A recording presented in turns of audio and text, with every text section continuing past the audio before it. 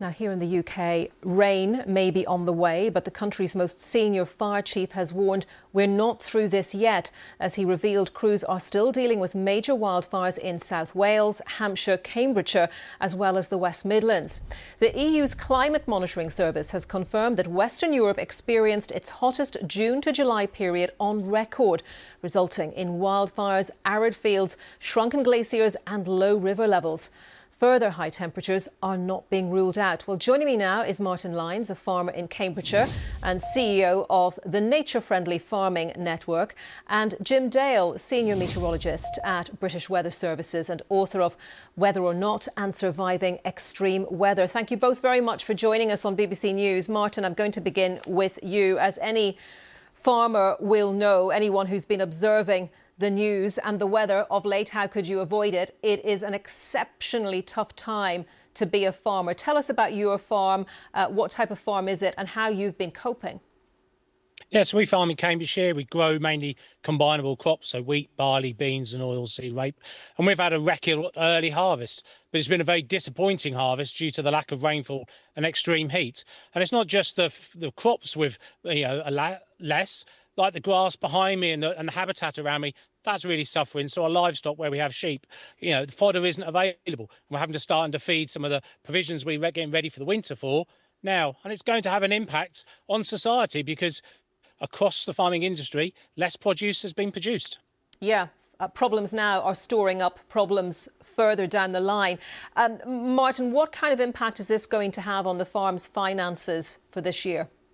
For us, this is the second year we've had extreme dryness and heat, and it's a real, devastating impact, to be honest. Profitability won't be here again. How do we invest in the crop to go forward and keep our business going as climate impacts us harder and harder every year? It's becoming extremely difficult to have the confidence to invest to grow the crops and the wheat and the barley ready for next year. I'll come back to that question of how you cope, how you adapt in a minute, but let me bring in Jim Dale now. Jim, we understand there is rain in the forecast. How much and is it going to make an impact given that we've had such an extended period of drought? I think the answer is no, it won't make significant impact whatsoever. Yes, in the north, in Scotland, where it's been less drought-ridden, there'll be more rain coming there. If you like, the rain's falling in the wrong places. When I pushed forward the models that we look at, the various ones, the southeast, East Anglia, even the Midlands, South Midlands particularly, we're only seeing around 1 to 4 millimetres, probably in the next 5 or 6, 7 days, and maybe even beyond that. We might even get to the end of the month without seeing anything that's going to amount to an egg cupful. So really, the drought as it stands continues. And I know it's difficult to predict with confidence further ahead, Jim, but do you have any sort of relief in sight for farmers, gardeners, anyone else, all of us who want to see some rain, frankly, about when that might come? Well, we're on the edge of autumn. Normally we would see more rainfall during the course of the autumn. The catch-22 here, Anita, is very clear, and that is once the back of the drought breaks and we do see what I would call meaningful rainfall, a lot of that is going to come in terms of being very heavy, flash flooding. We got very hard ground. The runoff is going to be straight, wherever it wants to go, the lowest point. And in which case, there's an immediate danger when we see these big downpours come. But I think as the time goes on, as we've seen in terms of what the climate is now changing into, we're seeing wet winters, we're seeing dry summers. I think we can basically say the same menu, perhaps not exactly the same every year, but certainly in terms of the general trend, will remain throughout the next several years to come. So, Martin, back to you and that question of as you try to plan ahead, what can you do when you're thinking about your soil, about the crops you plant, about the livestock that you keep and their food supply? Give us your thoughts on planning ahead for all of that.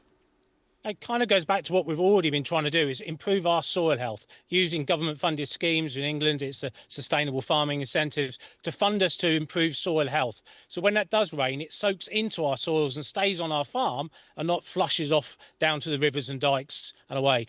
But also change our rotation. We're growing a wider range of crops to try and build some resilience in. but also our grass species, have them more diverse. So some of those ones with deeper roots, to try and build that resilience in. Because it's not just building it for the drought. We know rain will come, and unfortunately we need the wettest winter possible to be resilient for next year. So we're trying to hold more water in our landscape, dig ponds and clean out ponds. So, but we need to have the you're actively doing that now, thinking, for example, of different grasses. Yeah, definitely. We've been trying to get rid of this. The evidence and the science has been clear. Climate change and impact is going to be affecting me as a farmer who have my farms outside. So I've been trying to get ready, but it's not been giving me enough resilience in these extreme heats. So we've got to think forward, holding more water in our landscape, diverse cropping, having our soil as spongy and as capable of soaking up water when it does fall, and then think about what else do we need to grow in the future. If this continues to come, do we need to start looking at some European crops and other crops? But we need to bake that into food security and food resilience. How do we feed the nation and deliver fibre, timber, water management and nature? One of the things I've seen on our own farm is the impact of wildlife not having water. So we need to think about pollinators and insects that may not be here in abundance next year. So important to the ecosystem, those pollinators. Martin, just a final one to you, if I may. You mentioned there consumers, the people, all of us who eat the products that you produce. What is the impact going to be this autumn and winter in terms of what people find in their supermarkets, their greengrocers, etc.? Unfortunately, a lot of the impacts are baked into the system now. Much of what we're harvesting or will be harvesting in the next few months won't be to the specification as neat and tidy and square or shaped as it should be. And the yields won't be there. Unfortunately, costs will be going up. We'll be relying on other nations to be trying to import, but they've also been impacted. We need supply chains alongside government to make sure as much as the produce we produced in the UK is on dinners, plates and shelves for the UK consumer to consume. OK, Martin Lyons on his farm there in Cambridgeshire, and Jim Dale, Senior Meteorologist at British Weather Services. Thank you both very much.